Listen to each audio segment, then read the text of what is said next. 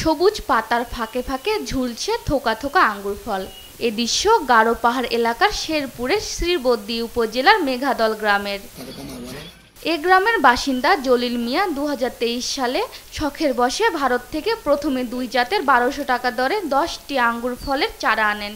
পরে আরও 2 ধাপে 40টি জাতের 80টি চারা নিয়ে নিজের 15% জমিতে শুরু করেন আঙ্গুরের চাষ। এতে খরচ হয় 1,20,000 টাকা। 10 মাসের মাথায় গাছে আসে ফল, ফলনও হয়েছে ভালো। বাগান থেকে 300 টাকা কেজি দরে আঙ্গুর বিক্রি শুরু করেছেন তিনি। এর মধ্যে বিক্রি করেছেন 70,000 টাকার ফল। ভারতে গেছিলাম, যাই কিছু চারা সংগ্রহ করছিলাম। পর্যায়ক্রমে 2-3 ধাপে কিছু চারা আনছিলাম, লাগাই দিলাম। মোটামুটি ভালো মিষ্টি হয়েছে, ফলও ভালো হয়েছে, থোকায় থোকায় আঙুর ধরছে। বিক্রিও করছি প্রায় 60-70,000 টাকা। তার এই সফলতা দেখে আশেপাশের অনেকে আগ্রহী হয়ে উঠেছেন এই ফল চাষে। এতে এলাকায় কর্মসংস্থান বাড়ার আশা স্থানীয়দের। সবাই অবাক হয়ে গেছি যে এরকম ফল বাংলাদেশেও হয়, আঙ্গুর ফল। আমরা কখনো তো কল্পনা করতে পারিনি।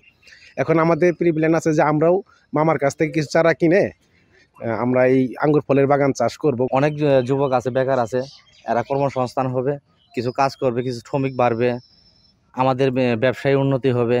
আঙ্গুর ফলের চাষ দেশে ছড়িয়ে দেওয়া গেলে আমদানি নির্ভরতা কমার আশা উদ্যোক্তাদের। আমরা অন্য দেশ থেকে বাংলাদেশে আঙ্গুর আমদানি করি, তো আমরা আশা করতেছি আমরাই বাংলাদেশ থেকে অন্য দেশে রপ্তানি করার চিন্তাধারা করতেছি। আমাদের দেশের সরকার যদি পৃষ্ঠপোষকতা থাকে তাহলে আমরা এটা বাণিজ্যিকভাবে এই এলাকায় আমরা আঙ্গুরের চাষ করে সফলতা পাবো বলে আমি মনে করি। গারো পাহাড়ের মাটি আঙ্গুর চাষের উপযোগী জানিয়ে কৃষি কর্মকর্তা বলছেন, এ ফল চাষ বাড়াতে কৃষকদের দেওয়া হচ্ছে সব ধরনের সহায়তা।